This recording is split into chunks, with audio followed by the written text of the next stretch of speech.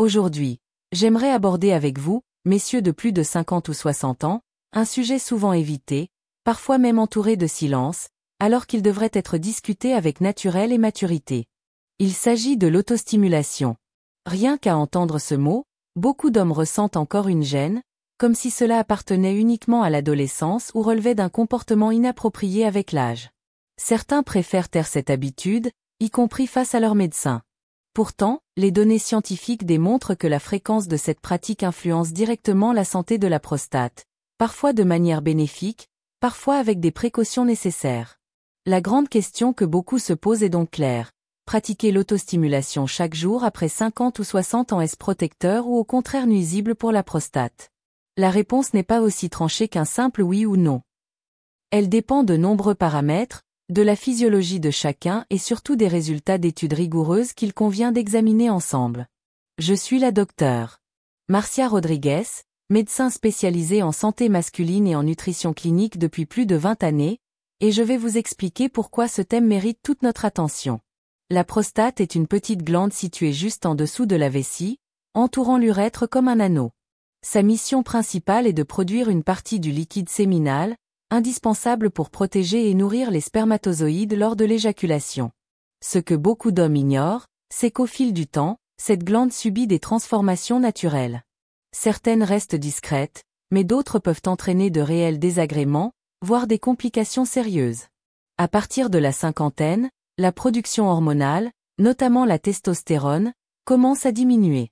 Cette chute hormonale est intimement liée à l'augmentation du volume de la prostate, phénomène connu sous le nom d'hyperplasie bénigne.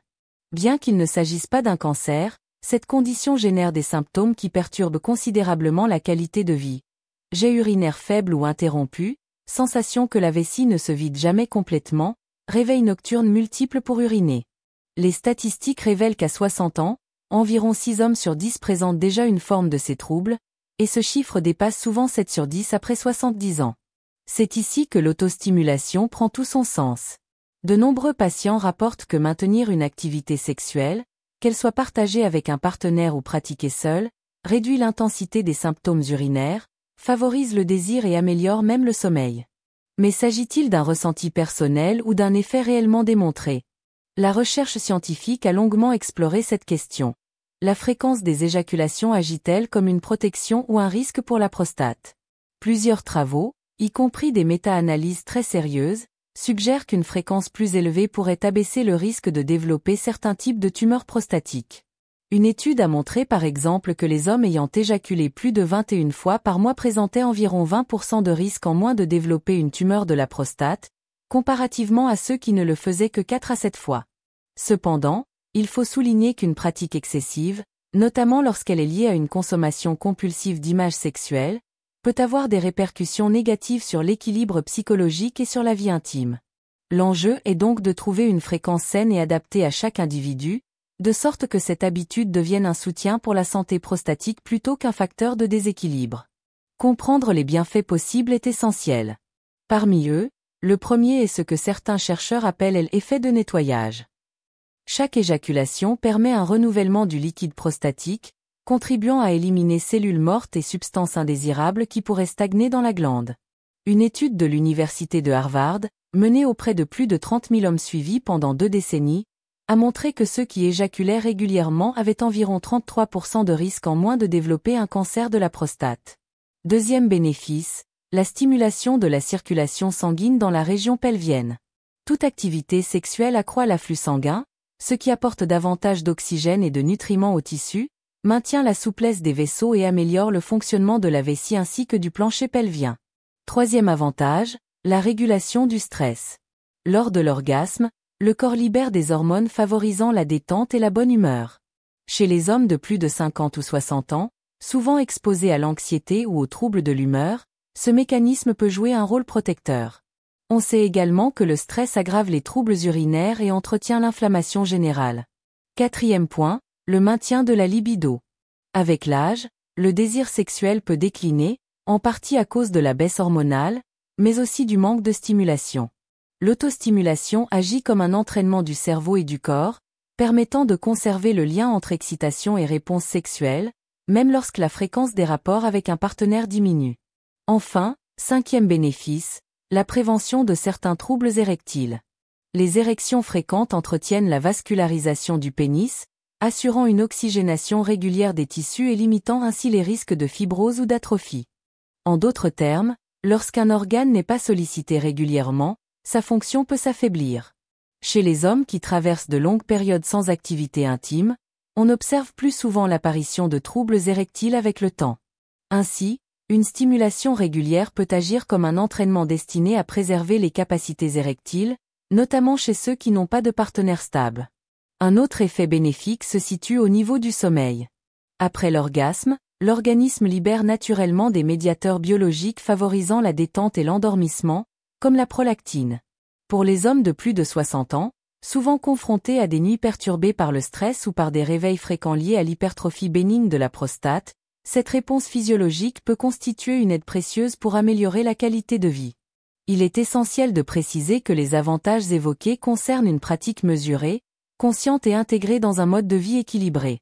Il ne s'agit pas de se contraindre à une éjaculation quotidienne, mais plutôt de maintenir une régularité adaptée, pouvant contribuer au bon fonctionnement de la prostate, à la santé cardiovasculaire et à l'équilibre psychologique.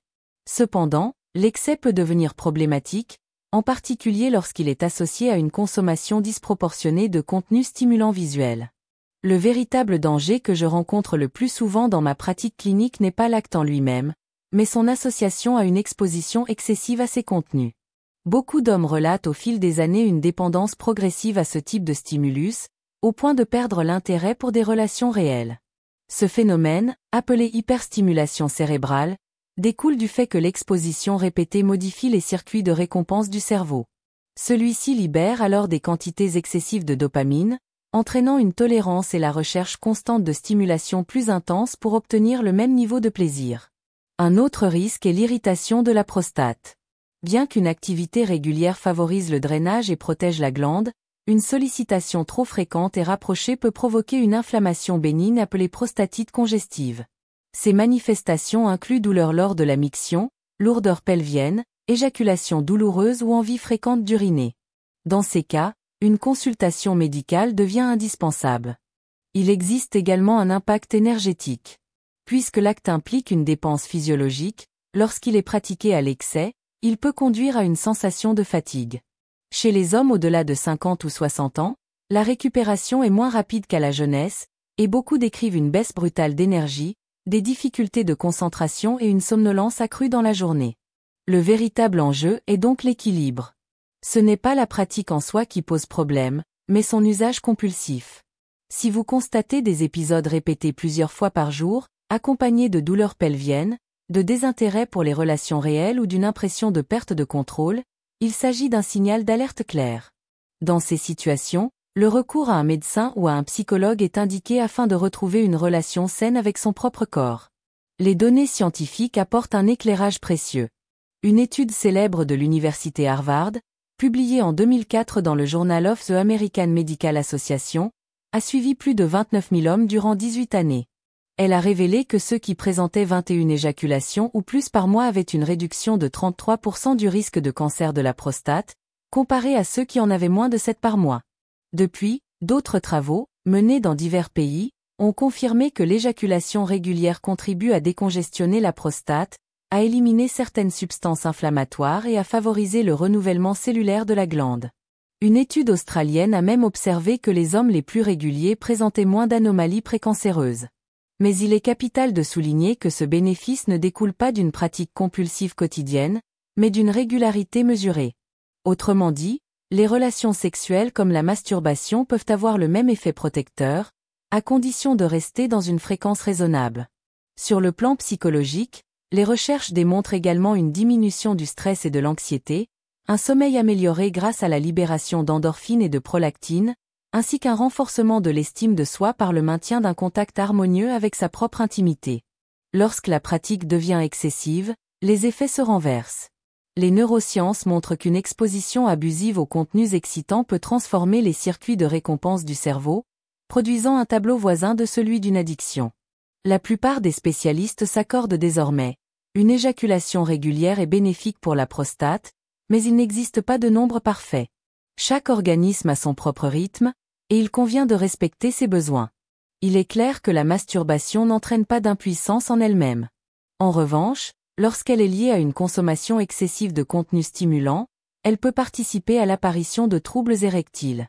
La clé réside dans la modération et dans une hygiène de vie globale, incluant alimentation, activité physique, sommeil et suivi médical adapté. Par ailleurs, certains mythes doivent être corrigés. La masturbation n'est pas à l'origine d'un cancer de la prostate. Au contraire, elle pourrait réduire ce risque. Elle ne diminue pas la testostérone de manière durable, mais uniquement par de petites variations passagères. Elle ne modifie pas la taille du pénis. Elle ne remplace pas non plus la richesse d'une vie affective et intime partagée. En résumé, la masturbation pratiquée de façon régulière, équilibrée et consciente constitue un facteur favorable à la santé prostatique, au bien-être sexuel et émotionnel de l'homme. Le problème apparaît uniquement lorsqu'elle se transforme en comportement compulsif, souvent associé à une consommation excessive de contenus excitants ou lorsqu'elle devient le substitut exclusif à toute autre forme d'intimité. Ainsi, même chez les hommes en bonne santé au-delà de 50 ou 60 ans, la pratique quotidienne n'a pas d'effet délétère tant qu'elle n'est pas excessive. Elle peut soutenir la vitalité sexuelle et émotionnelle, et même participer à la prévention de certaines affections bénignes. Mais elle ne saurait remplacer une hygiène de vie équilibrée ni le suivi médical régulier. L'équilibre demeure le fondement d'une sexualité épanouie et d'une prostate en bonne santé.